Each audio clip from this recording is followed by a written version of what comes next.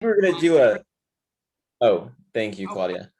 I think we're gonna do a quick paired checking question today. Paired as in the two-part checking question. So just one thing from your weekend that you enjoyed, that you had fun doing, and then as Alana said, one goal for the rest of the summer into the fall. And then also just like your name and affiliation. Yeah. Pronouns. All right, who wants to go first? Taji, will you go first?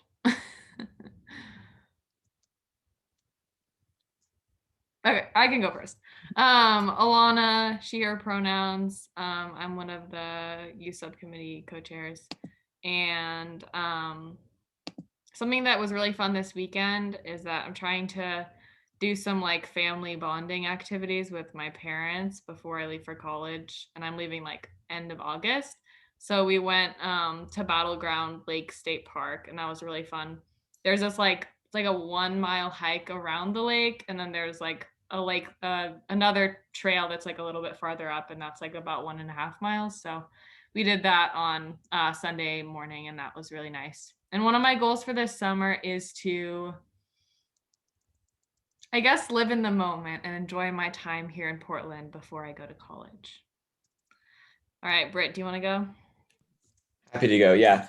Hi, everyone. Thanks for being here. Britt, he, him pronouns. Obviously, member of the youth subcommittee. Weekend, I'd say like two things. One was I don't really make time to watch soccer anymore, but I watched the final of the Euro Championships, England and Italy. So that was fun. I watched it with people. And then went to a waterfall at night a couple nights ago. So that was also pretty cool. Never done that before. And then goal for the summer, I bought a few postcards. I want to write some letters to people, which I never do. It's going to be hard for me, but I think that'll be productive. Jared? Hey, Jared Hager, he, him pronouns, and I'm with the Department of Justice here in my role as a monitor of a settlement agreement between the United States and the city of Portland. Good questions. I love the timing on the family bonding. When you're going to college, I didn't know where you're going to college. Let me know. Game did. I didn't do anything really great or exciting. I'm preparing for this. We'll double that accomplishment. I hope we accomplish something this summer with this case and getting the city of Portland back on the road to compliance and adopting some of the tough remedies I think we're going to suggest to the city here in the next couple of days. And with that, I will pass it to Barb.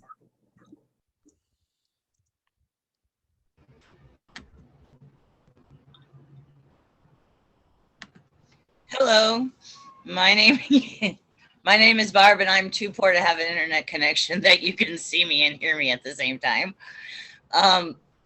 She, her pronouns, completely unaffiliated, but have my nose in a whole lot of shit. Not shit, stuff. Sorry, that was a real bad. My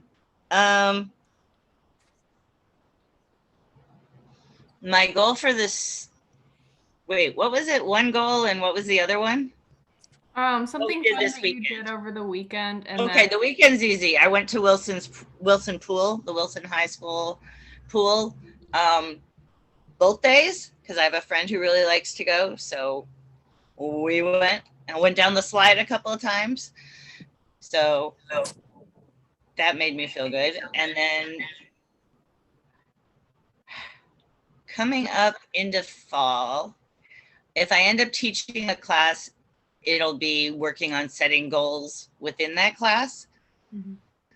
Otherwise, I think I just kind of want to get organized. Good goal. All right, Taji. Hi, sorry about that. Taji Chestnut, I'm the co-chair of the committee and I use he, him pronouns. I, for this weekend, am looking forward to, wait, no, not this weekend, right? Is it this weekend? I was on the right track. I know Last the weekend, summer, but that also works. last weekend. No. I'll say last weekend. What did I do last weekend? Shoot. Okay. I can't think of one right now, but my goal for this summer, I really had one, which was to write more. And I have been working on that one. I got a chance to start this correspondence with a prisoner in Texas, which has been great. And I also got a chance to write some more just like personal memoir type stuff. And it's been nice to reflect like that. So that's been really nice. And then I really can't remember what I did this past weekend, which I guess could be a good or bad thing. So I'll just leave it at that. It was really fun though. I'll say that.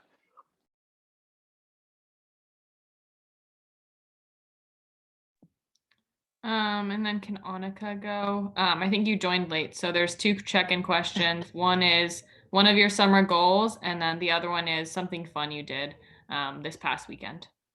Hi, yes, good evening. Sorry for the late arrival. It's a busy time period at this hour. What did I do this past weekend? We just got back from camping in the redwoods in Southern Oregon, so there was a lot of laundry, and I pulled a lot of weeds in the yard. Nothing that fabulous, but I'm hoping to finish unpacking since we moved in December and there's still boxes, and maybe visit Bend over the summer. Yeah. Was it supposed to be work related? Or just Not at all. That was perfect. Thank you. Awesome. Oh, my bad, Annika. That was my bad. Problem. All right, and then can I have, I don't know if, is Schmatz like joining through? I don't know how Schmatz is joining, but yeah. He was on briefly and then he left. He Yeah, then might he be left. coming back. Yeah, he might be coming back for his presentation, so we can come back to him, have him introduce himself then, I think. Okay, cool. Yeah. Is there anybody that hasn't gone? Oh, I don't think Mary Claire went, and Claudia. Okay. Why don't you go, Claudia? Okay. Hi, everyone. My name is Claudia. I'm the project assistant for PCCEP. And I think one of my summer goals is just to get situated in my new home that I'm moving from one apartment to the next. So yeah, just kind of get all that organized by the end of the summer. Thank you.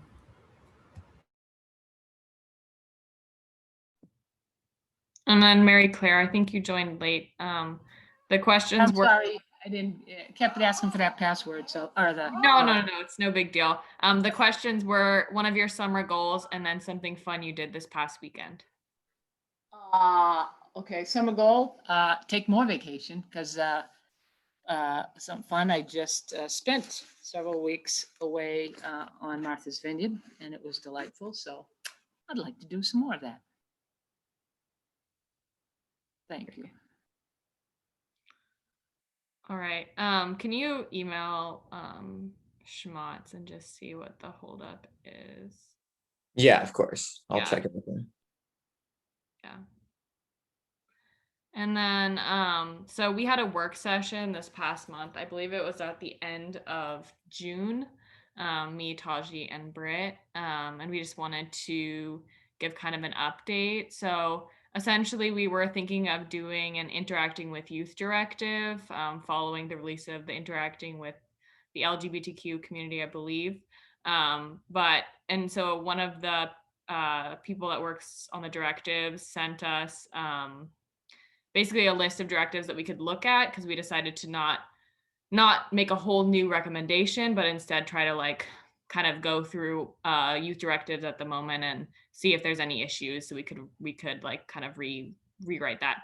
But we kind of went through the directives and we didn't think that there was like enough that we needed to change. We didn't really find anything we needed to change. So it was not, we didn't decide to make any changes to those directives that were sent to us. Taji or Britt, do you want to add to that at all? Yeah, I mean, I think what we found sort of is that the directives we reviewed were very specific and sort of covered other topics. So it didn't really relate to what we were trying to trying to change or trying to discuss with the youth directive that we'd envisioned. I think that was sort of the problem. And when we talked to the representative from PPP that Alana mentioned earlier, when we talked to them, I think they were just suggesting this as something that might be, fruitful, that might lead us to some changes, but it wasn't like conclusive. And yeah, I think in the end we just found that there wasn't really enough to work with there, but it's good we tried. And I think we were going to review one more directive maybe in our next meeting. But I feel like we have the list on a Google Drive, so we'll have to go back to that. But I think there's still one more we're looking at.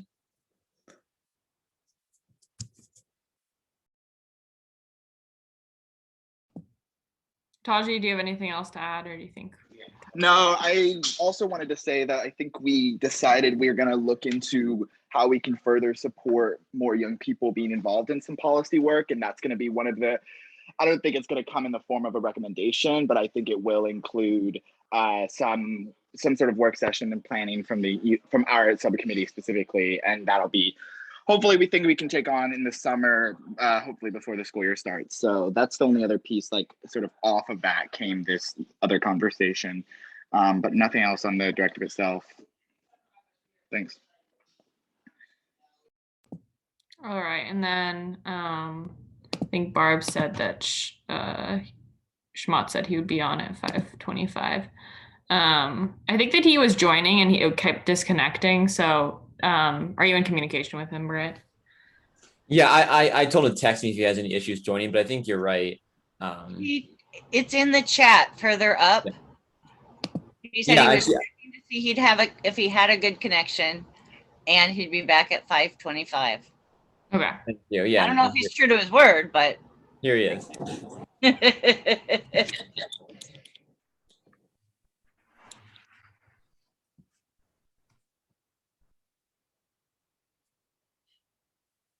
Okay, and I think he's here now. Can you hear us, Sergeant Schmotz?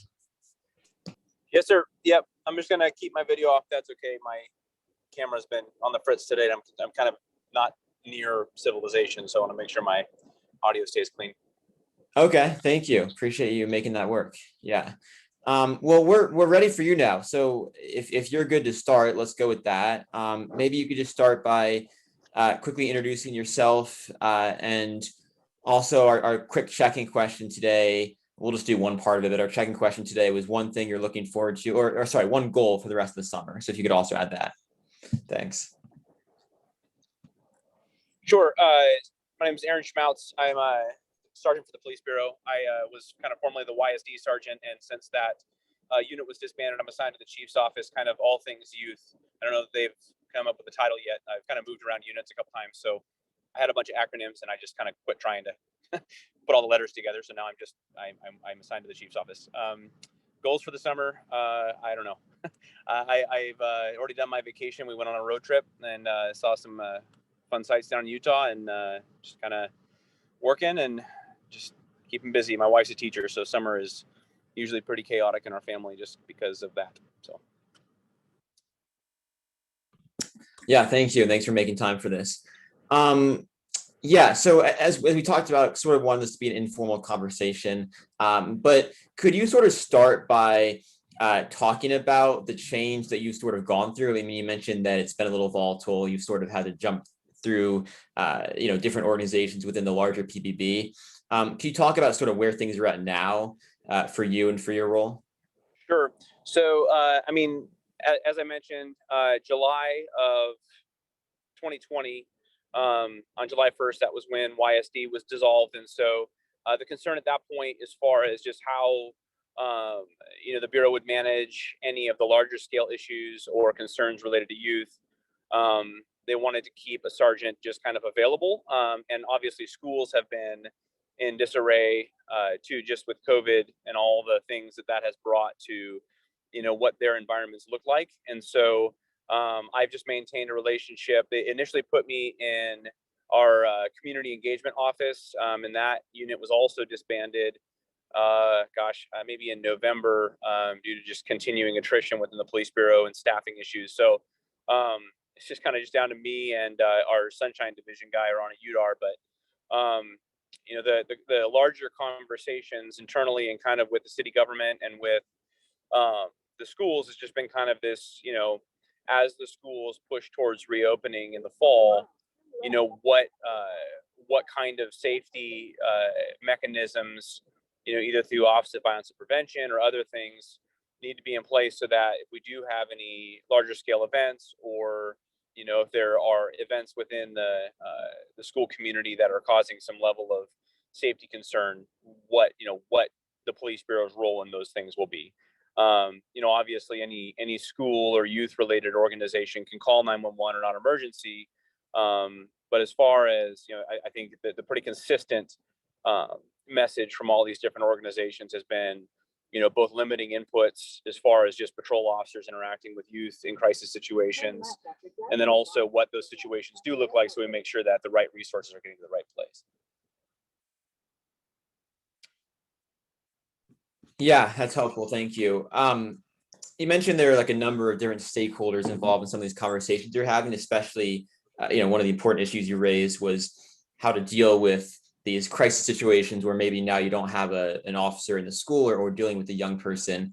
And we'll get maybe to that in a second, but in terms of these conversations, could you say a little more about who's having these conversations, who's talking to you about this, or who you're communicating to when you're talking about these things? Sure. And if I say an acronym that you guys need me to clarify, please let me know. The Thank police you. bureau is awesome at coming up with names for things, and then they become acronyms because it's easier. So, I mean, obviously the school districts and their administrations are all having different conversations. There seems to be something of a more global conversation happening within MESD, with the Multnomah Education Service District, which I think is good, because I think that it's important to make sure that the response citywide is consistent. Obviously different school communities have different needs, but it's also important to make sure that, kids who live in Portland are experiencing the same resources and getting the same, things within our city government, not just having like Portland Public Schools gets this one thing because they have a certain relationship, but then a kid who lives within Park Rose or David Douglas gets something different. So I know that through the MOU process, the schools are all kind of conversing with each other and kind of meeting within MESD. I know that the Office of Violence Office of Violence Prevention has been discussing with OMF, and we have this new role with Mike Myers, who's kind of overseeing all the different public safety kind of sectors. They've been talking to him about having these different groups meet through him, as opposed to through the police bureau, to make sure he's kind of like the global look, to make sure that if there are other city or county resources that can accomplish a task in the absence of law enforcement, going that route. So there are conversations that are above my head or pay grade, through that. But I've been speaking with Mr. Myers and with Nike Green and some other folks about those inputs as well. Yeah, thank you. That's helpful. And I didn't need any clarification on any of those organizations you mentioned, but if anyone else does, put in the chat. Yeah, so I guess for you personally, obviously there's a lot going on and a lot of different discussions, as you mentioned, and coordination from MSD and from Mike Myers and these other local community leaders. I guess for you personally, and within your role with the PBB, what are some of the things you want to see done or changed for the coming school year? Like, what are you working on specifically, or what do you want to see done?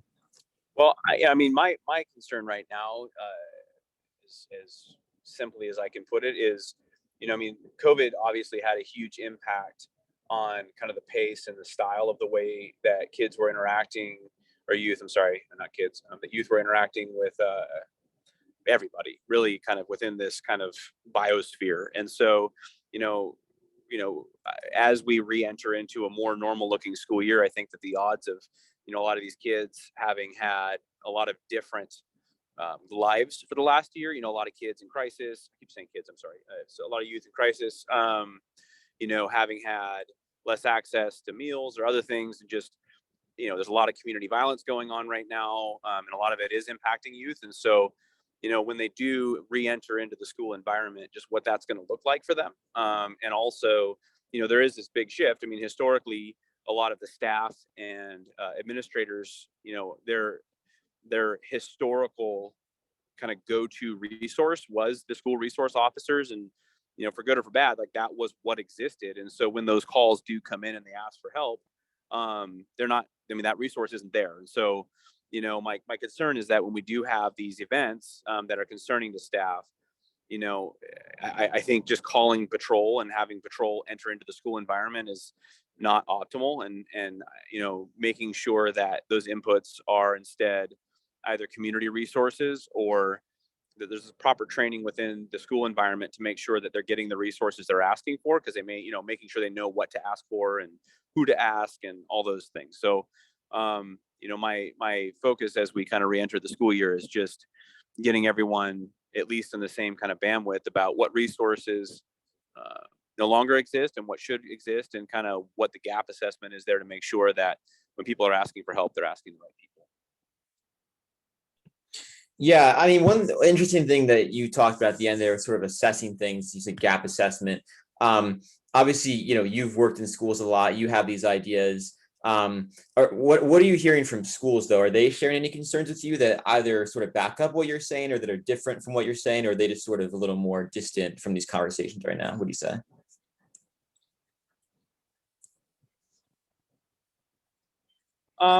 Different school districts have had different, I'm still real actively speaking with all of the same people I did. Different school district opinions to the decisions that other organizations make. The police bureau is responsive to whatever people, are asking for.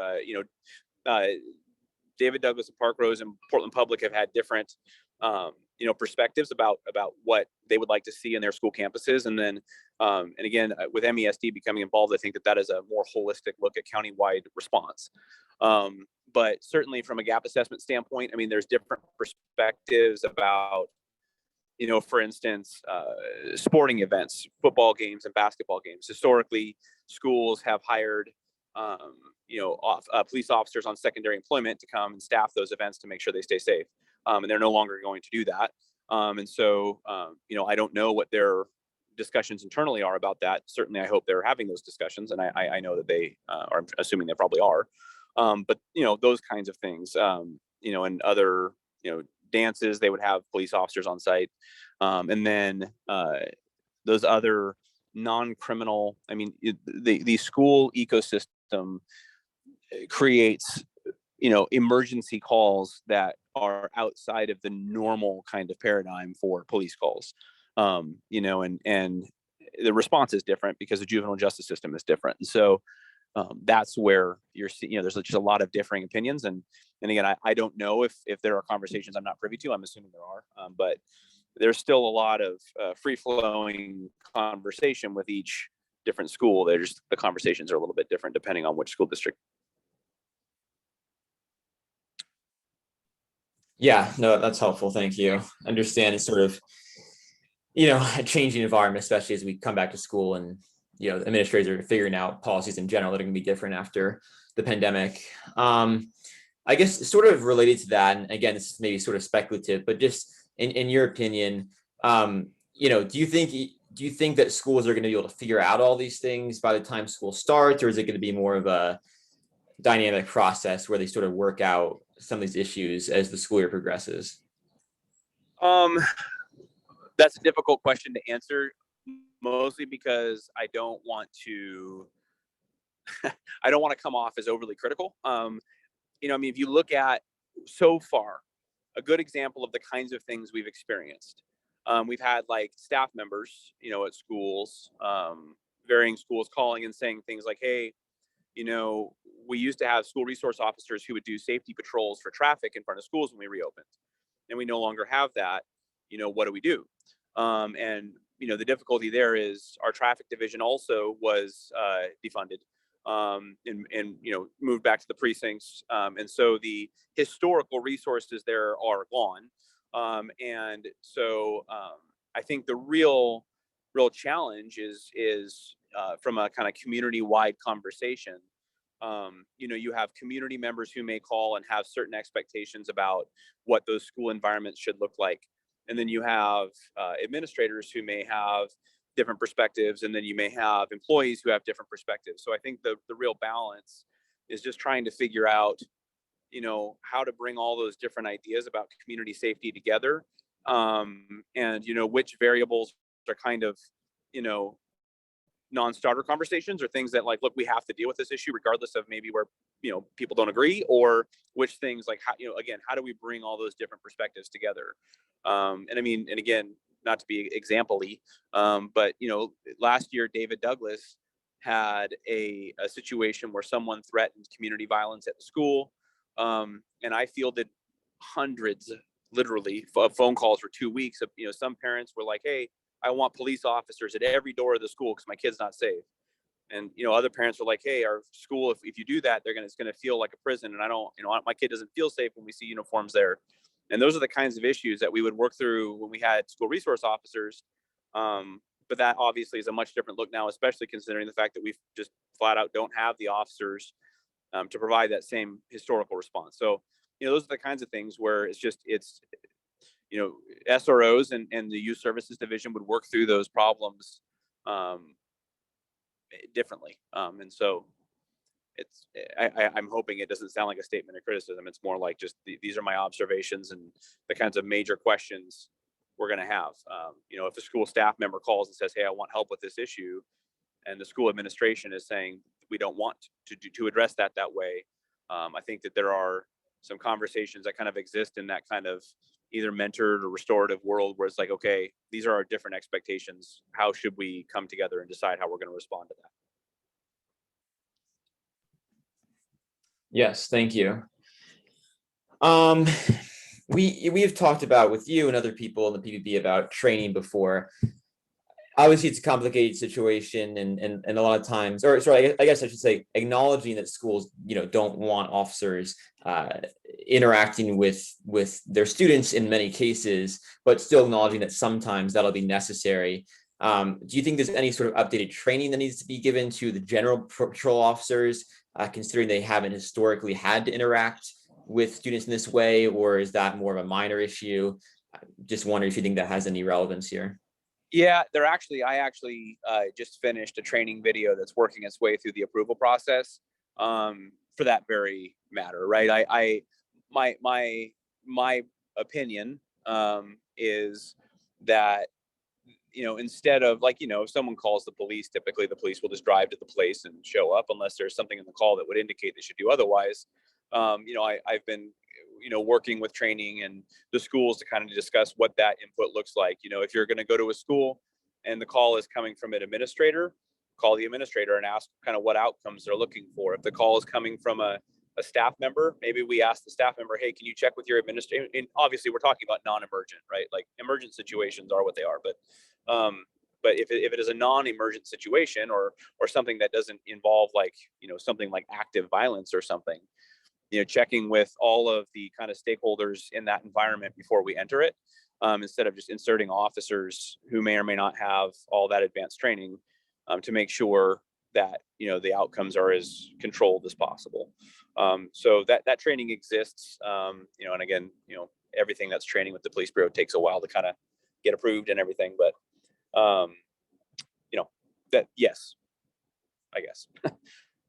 No, that's very helpful. Good to know something's in the process and you're a part of that. Will that training eventually be for all officers, or is it targeted towards a certain section of patrol officers, if you can say? All to begin with. I mean, we talked about, should we talked about, should we train people specifically for those calls? And I mean, the reality is that we just don't have a lot of people. We just don't. And if you give certain training to certain people and then they're not available or anything else, and it is Pandora's box on, like, what specifically do you want to do? And at the end of the day, if there's only one officer available and the call needs to be responded to, our staffing situation is dire, and so we need to just be able to work through those things. And so obviously the bureau has other groupings of, like, for instance, with our ECIT versus our regular, like, all officers receive basic crisis intervention training, but we also have officers who have received that extra training, and they're ones that we really rely on for those crisis situations. And if you had a crisis call in a school, I would imagine that those are the officers who would respond to that, those crisis trained officers. This initial look at training is more like, hey, all general patrol officers may have significantly less experience responding to schools just because, they may not have been going to those calls normally. And I think that, giving them perspective on how the staff or the students may respond. I mean, when you have a staff in school who have, a huge history of experiencing school resource officers and in how those officers have interacted with them. I think it's important to let our officers know, like, hey, these are the expectations they may have. This has been kind of how YSD did these things. And, these are the things that we've done that have been successful. And so at least, there's not that culture shock of, because again, general patrol response may be different given the type of call than, a call at a school. Yeah, thank you for that thorough explanation. I think at this point, Alana and I just wanted to open up to general questions, actually, from anyone else on the call. You can either ask Sergeant Schmatz directly or put it in the chat and we can ask it. Barb?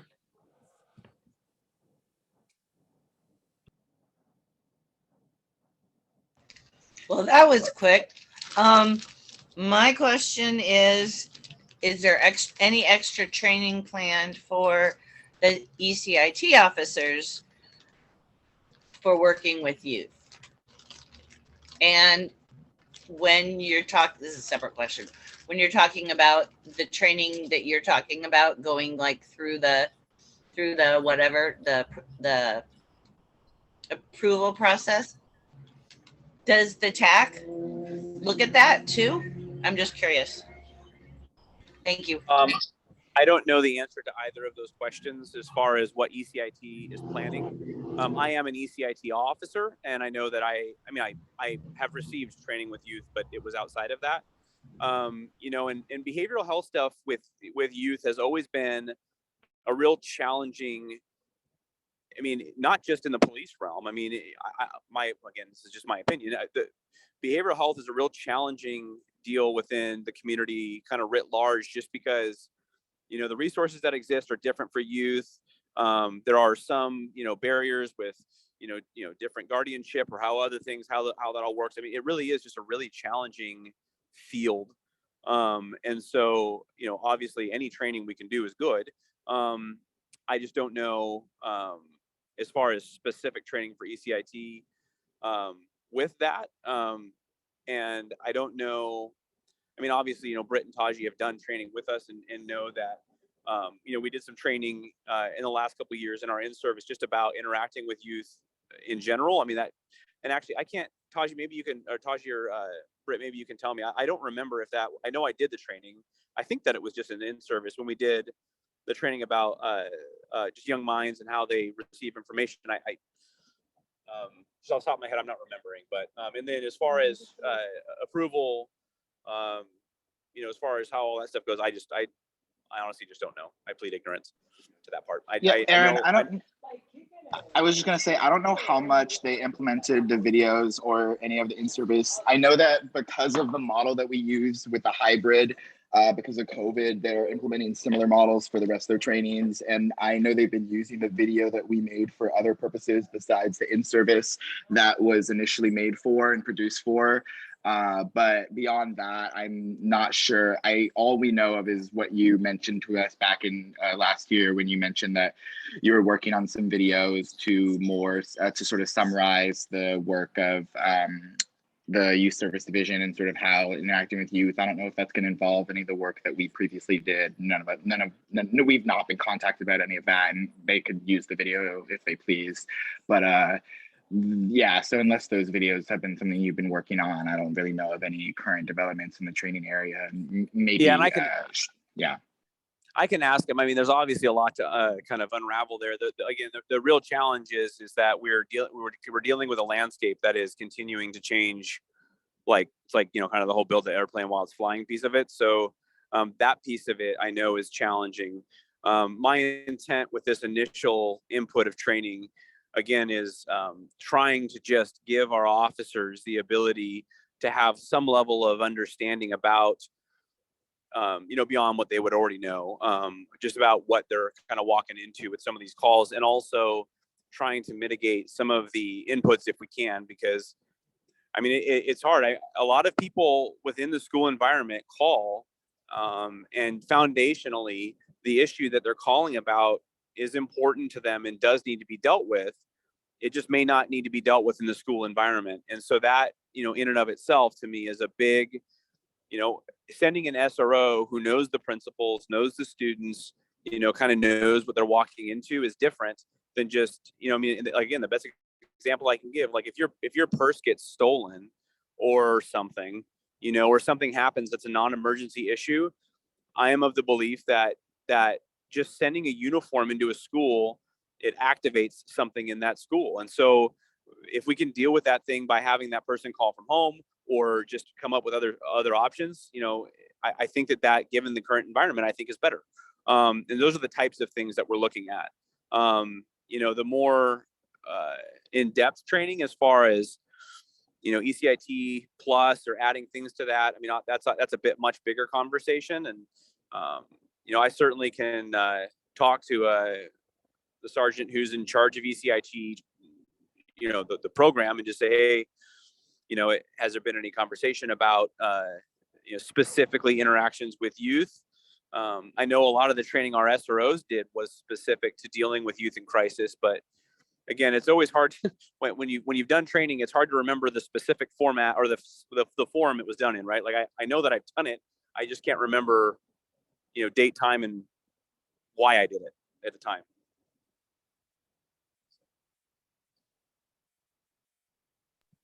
Does anybody else have any questions for Sergeant Schmutz?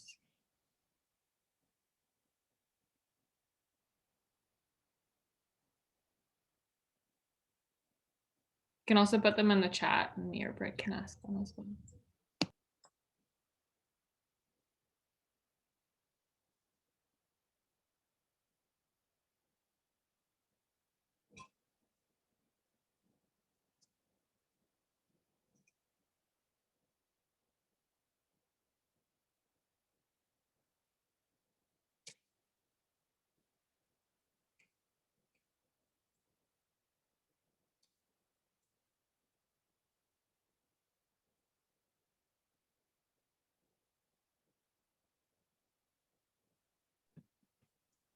Okay, well, I don't want to take up any more of your time. Thank you again for being here.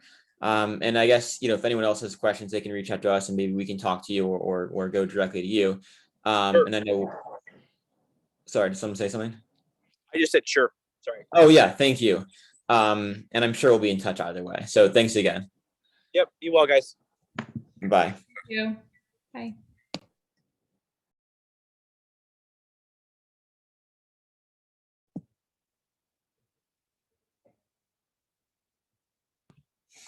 Well, I think that was the main part of our agenda today. I think we're just going to talk about next steps towards the end of our meeting. So yeah, so first of all, have we chosen a meeting date for next month, Alana? I don't think so, but I think it would probably be around the same time unless you have something, Britt. I think because of my job, I'm trying to do it before or earlier. Earlier, so maybe we could do it the first week of August then. No, I just mean in terms of time. Although, yeah, like earlier. Oh, earlier in time. Yeah, we could do 4 maybe. Is that fine or what? Like Earlier than that, like 3. Or we could do a weekend. I don't know what's. Oh wait, no, that actually doesn't work either. Yeah, maybe like 3. 3. We could do. Do you want to do the second week of August or the first week of August?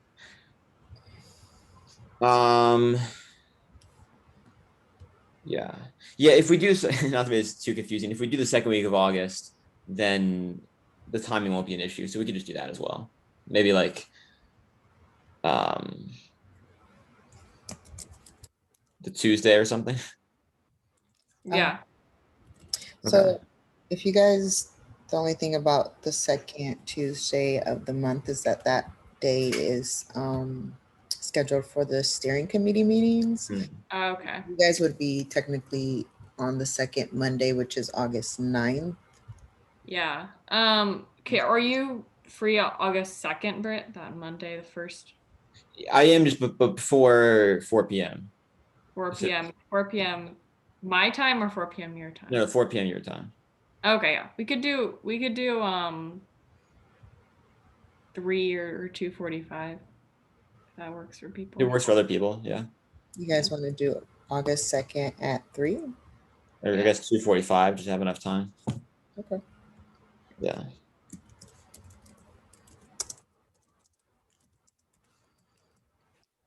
So I'll say till, would that be 3?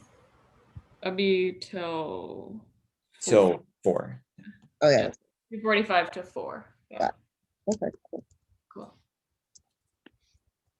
All right. Well, thank you so much, everybody, and have a great night. I did want to ask you guys, I don't know if you guys were able to see the email earlier that I sent today. We have Melissa Nolan. She's a student at UC Berkeley, and she's just looking to interview a few people after some PCCEP meetings. So I don't know if maybe one of you guys can stay on and be open to a quick interview with Melissa, if she's still willing to do that. Melissa, did you still want to have an interview with one of the members?